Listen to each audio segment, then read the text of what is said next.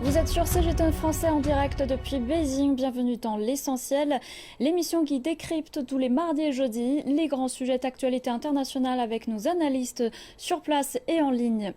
La semaine a été particulièrement intense à Bruxelles. En effet, les dirigeants occidentaux se sont réunis dans la capitale de l'Union européenne il y a eu une semaine pour 3 sommets, ceux de l'OTAN, du G7 et des dirigeants européens. L'objectif, consolider les sanctions contre la Russie. Selon le président américain Joe Biden, l'OTAN n'a jamais été plus unie qu'elle ne l'est aujourd'hui. La crise en Ukraine révèle-t-elle une cohésion sans précédent parmi les pays occidentaux? On lance les débats avec nos invités. En ligne avec nous, Monsieur Jacques Cheminade, président de Solidarité et Progrès et ancien candidat aux présidentielles françaises. Bonjour monsieur, merci d'être parmi nous. Bonjour, merci. Et Madame Song Xin, ancienne conseillère politique du Parlement européen. Bonjour et bienvenue à vous. Bonjour. Et sur le plateau se trouve avec moi Monsieur Xu Tiebing, spécialiste en relations internationales. Bonjour et merci d'être là. Bonjour. Et à l'issue des 3 sommets, l'OTAN va déployer conjointement des moyens supplémentaires pour assurer sa défense. Monsieur Cheminade, depuis le début de la crise en Ukraine, est-ce que les pays occidentaux ont fait preuve d'une solidarité sans précédent, comme l'affirme le président Biden ? Alors je dirais qu'il s'agit d'une apparence de solidarité. Les dirigeants européens d'Europe de l'Est, d'Europe orientale, craignent la Russie et on dispose de très peu de moyens militaires, d'où leur dépendance vis-à-vis de l'OTAN. Cependant, la France, de son côté en particulier, a subi un affront de la part des États-Unis dans l'affaire des sous-marins australiens, de l'ANCUS. C'est quelque chose aussi de très grave en ce qui concerne la Chine, puisque les sous-marins conventionnels français étaient pour défendre les côtes australiennes, alors que les sous-marins nucléaires que l'Australie achètera aux États-Unis peuvent aller jusqu'au large de Taïwan. On voit bien l'intention. Ensuite, la France ne peut pas accepter que quelqu'un comme le dirigeant du Stratcom, l'organisme stratégique qui définit la politique stratégique américaine, l'amiral Charles Richard, puisse dire que le nucléaire, il l'a dit avant ce qui s'est passé en Ukraine, il a dit que le nucléaire qui avant était jugé comme un recours pas possible en cas de guerre, maintenant pourrait être considéré, pourrait être envisagé. Donc, la France ne peut pas l'accepter. La France ne peut pas accepter non plus, parce que la politique internationale, ce n'est pas un combat de karaté ou un combat de boxe, ne peut pas accepter que Joe Biden disent que Poutine est un tueur, un criminel de guerre, un boucher, qu'il ne doit pas rester au pouvoir. C'est sortir de la diplomatie. Quoi qu'on pense de M. Poutine, et on peut avoir un avis très sévère vis-à-vis de lui, ça ne se fait pas. On va dans la voie de la diplomatie. Enfin, je dirais que le vrai défi aujourd'hui dans le monde, c'est celui de la vulnérabilité du système financier et monétaire occidental, dû à des spéculations insensées qui se poursuivent depuis des années et des années. Dans ce contexte, la domination exercée par Wall Street et la City de Londres, par-delà et contre les États-nations, est le vrai problème. Et on a besoin de nouvel ordre de développement mutuel, de sécurité pour tous les pays du monde. Un nouvel ordre gagnant-gagnant. Alors c'est le besoin d'une solidarité mondiale, au-delà d'une solidarité occidentale, et sortir d'un ordre géopolitique où les uns cherchent à dominer les autres, pour passer à un ordre de réel développement mutuel économique. Alors, en ce sens, j'ai noté avec beaucoup d'intérêt une déclaration du chef des états-majors de l'armée en France, qui s'adresse aux officiers généraux, c'est-à-dire aux principaux militaires français, et qui dit « Les sanctions prises par la communauté internationale en l'encontre de la Russie frappent durement l'économie russe, bien sûr, mais également les économies occidentales, et en particulier européenne. À moyen terme, et c'est ça qui est très intéressant, l'une des conséquences de cette guerre sera sans doute une profonde restructuration des relations économiques internationales. Alors cela va dans le sens d'une déclaration de Serge Lavrov, lorsqu'il a rencontré le 30 mars M. Wang Yi, le ministre des Affaires étrangères chinois, et que Lavrov a dit, répétant des choses qu'auparavant M. Wang Yi avait dit aussi. Je suis convaincu qu'à l'issue de cette étape, la situation internationale sera nettement plus claire et que nous nous dirigeons vers un ordre mondial multipolaire, juste et démocratique. Alors j'appartiens à un mouvement qui s'appelle l'Institut Schiller, qui organise précisément une conférence le 9 avril sur la possibilité de parvenir et la nécessité de parvenir à une nouvelle architecture de développement et de sécurité pour toutes les nations du monde. Et je crois que c'est ça la vraie question, une solidarité à l'échelle du monde que les moyens économiques, les moyens de communication, les moyens de connaissance actuels rendent absolument indispensables. Donc, selon vous, en fait, la solidarité mondiale est très importante et imminente aujourd'hui, mais la solidarité entre l'Europe et les États-Unis n'existe pas vraiment. En fait, les divergences sont plus fortes que les liens qui puissent unir l'Europe et les États-Unis en contexte de crise. Et Monsieur Sui, quel est votre avis là-dessus? Est-ce que pour vous, il y a une réelle solidarité chez les pays occidentaux avec la crise? J'ai bien remarqué, par exemple, le point de vue de notre ami, M. Cheminade, notamment sur une éventualité de réorganisation, disons, structurale de l'ordre mondial. Mais revenons sur Namboudou. Premièrement, je pense, quand on dit, par exemple, solidarité, personnellement, je préfère plutôt cimentation. C'est-à-dire, à travers cette crise et les relations transatlantiques est plus cimentée qu'avant. Mais en apparence, bien sûr, c'est qu'en même temps, c'est que les clivages entre autonomistes et entre les suivistes, essentiellement des pays, disons, anciennement qui sortis de post-soviétique, espace post-soviétique, et entre d'un côté et de l'autre côté, entre les moyennes puissances comme la France et l'Allemagne et l'Italie, voilà, il y a le clivage. Et ça existe, simplement, c'est que pour le moment, c'est masqué. Mais, je dirais, les clivages existent encore. Et troisièmement, moi, je pense que ça donne plus de conséquences à long terme. Si on voit, c'est que parmi les pays européens, il est plus, sur des questions profondes, il est plus divisé qu'avant. Et là, je pense que ça aurait des conséquences très lourdes. Mais selon, à l'issue des 3 sommets, les pays européens, avec les États-Unis, quand même, ils ont fait des promesses de solidarité pour défendre leur sécurité. Ça, c'est quand même quelque chose de preuve de solidarité. Oui, quand on dit la solidarité, moi, je dirais plutôt c'est cimentation, dans le sens que, comme on dit, c'est l'Europe, proprement dit, sont divisés. Il y a des pays qui sont plus engagés, parce que quand existe, il y a une sorte de russophobie, et notamment que des pays anciennement orientaux, etc. Mais en revanche, on voit, c'est que en même temps, certaines puissances, disons moyennes, comme M. Cheminade bien indiqué, la France en tête, et aussi la partie du pays, préfèrent, je dirais, une autre façon de maintenir la sécurité et essayer de construire une structure. On voit par exemple les efforts pour l'accord de Minsk, on voit aussi une certaine conférence de sécurité européenne Helsinki, etc. Même si sur la crise d'Ukraine, ça ne marche pas très bien, enfin, faut-il faire un positionnement uniquement s'habiller sur la ligne de Washington ou plutôt sur une voie autonome. C'est là, c'est le clivage fondamental entre certains pays européens. Peut-être, comme vous dites avec Monsieur Cheminade, ça existe beaucoup de divergences entre l'Europe et les États-Unis, mais entre les pays européens, aujourd'hui, on voit une solidarité, une cohésion beaucoup plus cohérente qu'avant. À l'issue des sommets, le président Biden a déclaré que la Russie ne pensait pas que l'Europe pourrait maintenir une telle cohésion. Madame Son, dans cette crise, l'Europe parvient-elle à dépasser les dissonances de ses États membres, ce qui n'a pas toujours été le cas?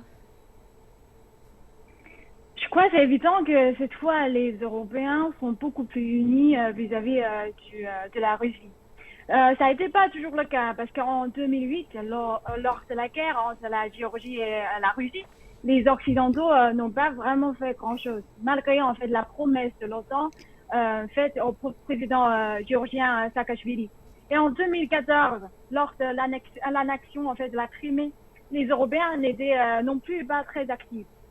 Donc de l'extérieur, du point de vue russe, Poutine Pendant un certain moment, on pensait facilement que comme les pays occidentaux sont tellement divisés et les opinions publiques en Europe sont tellement démobilisées, en cas d'une guerre entre peut-être l'Ukraine et la Russie, on les laissera faire.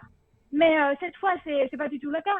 On voit bien, les pays et les sociétés européennes se sont fortement mobilisés contre la guerre et aussi également la Russie. Et ils ont même approché les divergences, comme vous avez mentionné, et construit un front suffisamment uni. La plupart des citoyens européens, je voulais dire, sont aussi favorables à une intervention forte en Ukraine. Donc, pour répondre à votre question, je dis oui, c'est vraiment un tournant historique pour l'Europe. Et en plus, ce changement n'est pas fait parce que le président français ou le chancelier allemand a voulu. C'est parce que, en fait, les sociétés européennes ont voulu faire changer. Je ne sais pas si vous vous souvenez, tout au début, l'Allemagne avait promis, en fait, de délivrer 5000 casques militaires pour l'Ukraine, qui ne sont jamais, en fait, arrivés à l'heure. Et cela a devenu, en fait, un énorme scandale dans la société allemande et a donc aussi réveillé Berlin pour un bouleversement de la stratégie pour sa défense nationale. Donc, c'est vraiment évident que maintenant, on a vu en fait une résistance européenne et une solidarité européenne entre les pays membres, je vais dire. Et Monsieur Cheminade, avec les renforcements militaires et les renforcements des sanctions économiques conjointement imposées par les pays européens contre la Russie, est-ce que les pays européens deviennent-ils plus unis qu'avant? Parfois, il faut être concret. L'Allemagne achète le F-35, l'avion de combat américain, et pas le Rafale français. C'est un fait. Deuxième fait, au traité d'Aix-la-Chapelle, qui a été signé en 2019, la France accepte, disons en réalité, une Europe des régions. On a dit beaucoup de choses contre le traité d'Aix-la-Chapelle qui étaient fausses, mais celle-là est vraie. La France accepte une Europe des régions qui est la conception allemande. Et en plus, sur le débat sur l'avion du futur, qui va remplacer l'Eurofighter et le Rafale à partir de 2040, les Allemands essayent d'imposer à Dassault, qui est l'opérateur, qui est le créateur dans cette affaire, essayent d'imposer à Dassault des contraintes que Dassault juge, disons, excessives. Donc, il y a un débat. Et je crois que la France, par rapport à tout ça, a une particularité. Elle a 4 atouts. Le nucléaire civil, que l'Allemagne n'a pas. L'Allemagne se suicide en renonçant au nucléaire civil, je pense. La force de frappe militaire, nous avons une place au Conseil de sécurité des Nations Unies et nous avons une économie de secteur public.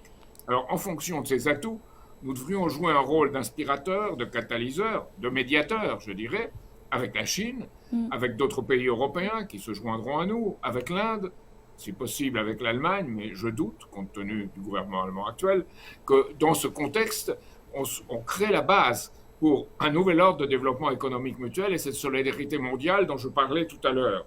Donc, voilà, ça c'est le grand défi de l'époque. Et Madame Son, tout à l'heure, vous avez dit qu'on voit vraiment une solidarité chez les pays européens aujourd'hui. Mais comment analysez-vous cette solidarité européenne qui se forme dans un contexte de crise? Va-t-elle vraiment aider l'Europe face au reste du monde ou pas vraiment, selon vous? Oui, on a vu en fait un grand changement pour l'Europe. Comme j'ai dit, je voulais dire en fait c'est un tournant historique. Je crois que cette solidarité est assez solide vis-à-vis en fait de la guerre, aussi vis-à-vis en fait de la construction d'un nouvel ordre du monde. Je suis pas sûre que ce sera en fait fait comme Monsieur Cheminade a mentionné, mais je crois que l'Europe a vraiment l'intention de construire un nouvel ordre du monde qui se focalise sur en fait le changement climatique par exemple et aussi en fait le développement des ressources renouvelables parce que c'est ça qui redonne en fait l'autonomie à l'Union européenne, à l'Europe, à la société européenne et aussi en fait aux pays qui sont dépendants des ressources russes. Et donc c'est dans ce sens-là je vois que je pense que la solidarité européenne va encore durer, va se consolider même. Monsieur Cheminade, vous affirmez pas une solidarité qui existe chez les pays européens, mais pensez-vous que cet état actuel, cette situation actuelle des pays européens, ça va aider l'Europe face au reste du monde ou pas vraiment? Excusez-moi de le dire comme je le pense, mais je ne pense pas qu'on puisse bâtir une société du futur sur la guerre contre le climat, sur la transition écologique, sur des investissements qui ne soient pas des investissements dans ce qui est le plus créateur de l'être humain. Je crois que là, on a une version de l'écologie qui est fausse. Moi, je suis pour l'écologie scientifique, mais pas une version de l'écologie qui circule en Europe, qui est une version de l'écologie où l'être humain est un pollueur, un prédateur, et on l'accuse de tous les maux. Je crois qu'au contraire, l'être humain est un créateur, et c'est dans ce sens que je pense que l'Europe devrait aller. Regardez un problème très très concret, celui du gaz russe. On est dans l'hypocrisie, parce que d'un côté, les institutions, on frappe les institutions financières russes, on les expulse de SWIFT, de l'accord interbancaire, mais les banques qui sont liées à l'exportation de gaz sont exclues, en faveur de l'Allemagne, bien entendu. Donc, on est dans une sorte d'hypocrisie. Gazprom Bank, par exemple, est exclu pour l'instant de ces sanctions. Et le gaz, aujourd'hui, continue à passer par l'Ukraine. Et probablement, les Ukrainiens continuent à payer. Donc, on est dans une situation assez paradoxale, pleine d'hypocrisie.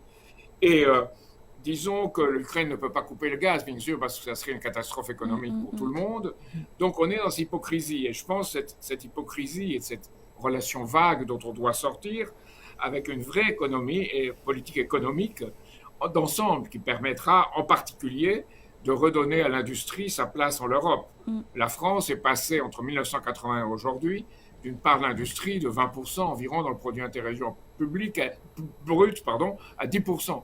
Donc il faut redonner un sens, une mission qui puisse redonner courage, espérance aux pays européens. Et je ne crois pas que la voie actuelle, coincée entre les États-Unis et l'Est, soit une voie dans laquelle puisse ça s'exprimer. Il faut en sortir. Et comme vous dites, la question des sanctions sur les importations d'énergie semble diviser les pays occidentaux depuis le début de la crise. Compte tenu le niveau de dépendance de l'Europe au pétrole et au gaz russe, comme vous avez dit, Monsieur Cheminade, Monsieur Su, d'après vous, c'est-à-dire que les chefs d'État européens vont peut-être aussi évaluer la nécessité ou non de renforcer les sanctions contre Moscou? Sur ce point, moi, je pense, j'admire certains points de vue de M. Cheminade. Oui, effectivement, pour le moment, on voit certains phénomènes, je dirais, de réaction plutôt émotionnelle. Mais au fond, il s'agit surtout d'une restructuration de la chaîne de production, de ravitaillement, en basant sur les avantages comparatifs de l'un à l'autre. Faut-il vraiment, c'est lucide, de supprimer cette soi-disant dépendance d'énergie russe vers, je dirais, de côté outre-Atlantique. Ça correspond vraiment aux intérêts des pays européens. Là, un grand point d'interrogation. Il faut voir qu'en même temps, par exemple, je pense, on a fait, dès le début, sur cette, je dirais, de censure, une certaine sélection pour l'intérêt, je dirais, de certaines multinationales d'importation énergétique, mais il est plus difficile, je pense, que dans la faisabilité de remplacer cet échange au sens commercial normal, ravitaillement, utilisation, consommateur, etc., en une sorte, je dirais, de rupture totale, tout en s'appuyant sur, je dirais, en rêve, sur un ravitaillement énergétique venu de l'Amérique du Nord. Là, je dirais même sur des calculs économiques, des bénéfices, etc., c'est totalement infaisable. Et l'importance, c'est que finalement, sur le futur mondial, est-ce qu'il faut vraiment de couper des liens existants actuels sous un prétexte idéologique, conceptuel, vers une restructuration plutôt autour je dirais, de Washington ou l'Amérique du Nord. Bien sûr, aujourd'hui, il y a plusieurs pays membres comme l'Allemagne et la Belgique ne veulent pas aller jusqu'à la suspension des contrats de gaz avec la Russie, mais la plupart des pays européens ont tendance de suivre ces sanctions. Donc, est-ce que avec ces intérêts divergents entre l'Europe et les États-Unis, l'Europe peut toujours suivre la même stratégie que les États-Unis Moi, dans je cette pense crise? qu'il est normal pour beaucoup de pays, notamment européens, qui n'ont pas les ressources suffisantes. Une politique de diversification, c'est tout à fait logique. Nous faisons aussi le même, par exemple, concernant les ravitaillements d'énergie dont nous avons besoin. C'est la même logique. Mais simplement, c'est qu'aujourd'hui, quand on discute, c'est que souvent qu'on sait qui va jouer le remplaçant. C'est bien sûr c'est l'Amérique du Nord. Ça correspond plutôt aux intérêts, je dirais, des grandes multinationales américaines que, je dirais, les vrais intérêts des pays européens eux-mêmes. Et Madame Son, quel est votre avis là-dessus? L'Europe est-elle dans la même optique stratégique vis-à-vis des États-Unis? Oui, je voudrais revenir tout d'abord en fait sur ce grand changement en fait d'idéologie européenne. Comme j'ai déjà mentionné, hein, c'est un bouleversement stratégique pour l'Europe. Mais malgré en fait toute l'influence américaine en fait sur l'élaboration de cette nouvelle stratégie, je crois qu'il faut quand même nuancer en fait la stratégie de l'Europe avec celle des États-Unis. Parce qu'à la sortie de la guerre froide, je vous rappelle, les Européens ont vraiment développé une rationalité concentrée sur le commerce international tout en rejetant la rationalité géopolitique. C'est une politique du changement par le commerce. Ça suit en fait un peu la philosophie en fait de l'ancien chancelier allemand Willy Brandt, c'est Wandel durch Handel. De la part de l'Europe, on essaie de s'approcher vers la Russie et aussi de la Chine par le biais commercial. Et la Russie a échoué dans ses réformes économiques et a perdu la chance de s'intégrer dans l'économie mondiale, moderne. Et en même temps, ils n'ont pas réussi non plus dans l'intégration politique dans le monde occidental. Finalement, la Russie est devenue un acteur qui s'accroche à une rationalité plutôt géopolitique que économique. Donc, on a pensé que les deux rationalités, rationalité géopolitique et rationalité économique, pourraient coexister. Mais finalement, cette coexistence s'est explosée avec la guerre, comme maintenant. Mais maintenant, au sein de l'Union européenne, on parle d'une correction de cette stratégie sécuritaire pour éviter l'impuissance potentielle dans le futur. Pour l'Europe, la situation est un peu délicate actuellement. Si elle veut terminer sa dépendance énergétique de la Russie, il faut compter sur les États-Unis pour l'importation importante du gaz liquéfié. Mais donc, à court terme, on pourrait en fait envisager une coopération énergétique plus serrée entre l'UE et les États-Unis. Mais à long terme, l'UE n'a absolument aucune intention d'être dépendante du gaz américain. L'intention se montre très clairement à travers les propositions proposées par la Commission européenne il y a quelques jours. L'Europe va tout faire en fait pour développer de manière efficace ces énergies renouvelables afin d'être stratégiquement autonome. C'est pareil pour la stratégie en fait de la défense. À court terme, l'UE doit encore s'appuyer sur l'OTAN, bien sûr, pour son soutien militaire. Mais l'Allemagne a déjà fait un choix inédit pour bouleverser son idéologie pacifiste en créant un fonds spécial destiné en fait à la défense nationale. Donc cela signifie à long terme, l'Europe devra avoir leur propre armée européenne qui sert de défendre leurs propres intérêts. Donc ici, il faut aussi tenir en compte que les USA ne sont plus considérés comme un partenaire fiable à long terme pour l'Europe, spécialement après Donald Trump. Donc l'Europe se veut vraiment indépendante vis-à-vis en fait de ses partenaires. Pour résumer, oui, il y a un rapprochement entre les États-Unis et l'Europe à long terme, mais à court terme. Et comme vous dites, c'est vrai, après la guerre froide, on a tendance de croire que les pays occidentaux sont toujours soudés en toutes circonstances. Et là, il faut mentionner, à l'issue des sommets, l'UE et les États-Unis ont franchi une étape de leur partenariat énergétique. Washington promet des livraisons de gaz naturel liquéfié pour aider l'UE à réduire sa dépendance à l'écart des hydrocarbures russes. Cet engagement des États-Unis va-t-il rassurer gérer le manque de pays inquiets tout en consolidant davantage la solidarité de l'OTAN? Madame Son. Je crois en quelque sorte oui, mais ça ne suffit pas parce que la Russie envoie quelques 150 milliards de mètres cubes de gaz chaque année à l'Union européenne. Mais maintenant, les USA ont promis seulement un dixième de ce volume. Donc c'est vraiment, ça suffit pas. Il faut vraiment compter sur l'Europe elle-même pour se sauver, pour sortir en fait de cette situation délicate. Et Monsieur Cheminade, selon vous, est-ce que ça va pousser l'Europe encore davantage dans les bras des États-Unis et donc une solidarité de l'OTAN possible, puisque c'est un grand pas de la part des États-Unis? Je vais dire trois choses qu'on ne dit pas d'habitude. La première, c'est que le gaz naturel liquéfié venu des États-Unis exige pour être en Europe des terminaux de dégazéification. L'Allemagne n'en a aucun. La France en a 4, plus un qu'elle va faire flottant au Havre. Les Pays-Bas en ont certains. Mais en tout cas, il n'y a pas assez de terminaux de dégazéification pour recevoir même le gaz américain que les Américains voudraient envoyer. Donc ça, c'est une première chose. Et puis, lorsqu'on est écologiste, la manière dont le gaz est produit aux États-Unis, dont on parle aussi de production au Canada, elles sont pour le moins contestables. C'est la première chose. La deuxième chose, on est devant quelque chose de très urgent.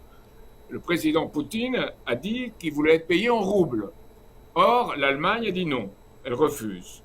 Donc, Poutine ne revient pas sur sa décision. Qu'est-ce qui va se passer à la fin de la semaine? Je ne sais pas. Mais c'est là qu'il faut élever le débat et le poser en termes d'un système gagnant-gagnant et pas comme on tend à aller aujourd'hui vers un système perdant-perdant où on divise en plus le monde en deux. D'un côté, le monde occidental, de l'autre côté, la Chine avec la Russie, l'Inde et d'autres pays. Les pays qui se sont abstenus lorsque, aux Nations Unies, on a voulu condamner la Russie. Donc ces pays forment plus de la moitié de la population du monde et à peu près 40% du produit intérieur brut. Et enfin, je dirais autre chose, qui est la dernière dont on ne parle pas, mais que les sanctions économiques et financières imposées à la Russie frappent de plein fouet quelque chose qui s'appelle les contrats sur produits dérivés. Alors, l'ensemble de la chaîne de produits dérivés, c'est-à-dire qu'ils sont comme des assurances sur l'exportation de biens, comme le gaz naturel, le palladium russe, dont la Russie est le premier producteur mondial, tous ces contrats sur produits financiers dérivés, si dans la chaîne d'assurance un saute et ces contrats sont revendus entre partenaires financiers, si un saute, toute la chaîne risque de sauter. Donc on est devant un risque très grand de démembrement de toute la chaîne d'assurance dans les pays occidentaux vis-à-vis des biens exportés par la Russie et qui contamine le reste du système financier. Donc, on est devant une menace qui touche le dollar, pas le dollar comme monnaie américaine, mais le dollar comme monnaie de règlement financier international. Donc, on a une crise très grave. Et je crois qu'en Chine, on en est conscient et qu'on réfléchit à développer son propre SWIFT que la Chine possède, qu'on réfléchit à développer tout un système basé sur le yuan qui ne peut pas être à court terme une référence dans le système international. Donc aujourd'hui, l'Europe est un peu dans l'impasse. Donc selon vous, est-ce que comment l'Europe doit-elle faire le choix dans cette situation? L'Europe, où est le numéro de téléphone de l'Europe? Il n'y en a toujours pas, ce que disait Kissinger à une époque, cyniquement. Je pense qu'aujourd'hui, ce sont les États européens qui doivent s'entendre. Et de ce point de vue, il y a une nécessité d'entendre entre les plus grands, mais pas seulement.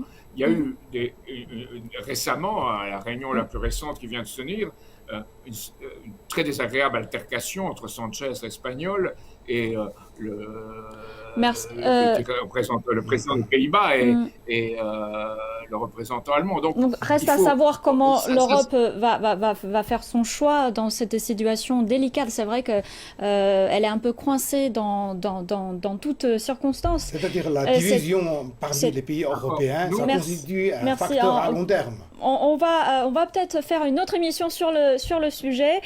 Cette crise révèle certainement des intérêts divergents entre l'Europe et les États-Unis, mais reste à savoir si la situation situation pourrait s'améliorer pour l'Europe, mais surtout pour une solidarité mondiale face à la crise en Ukraine. C'est la fin de cette émission. Merci Monsieur Su, merci Monsieur Cheminade et Madame Son.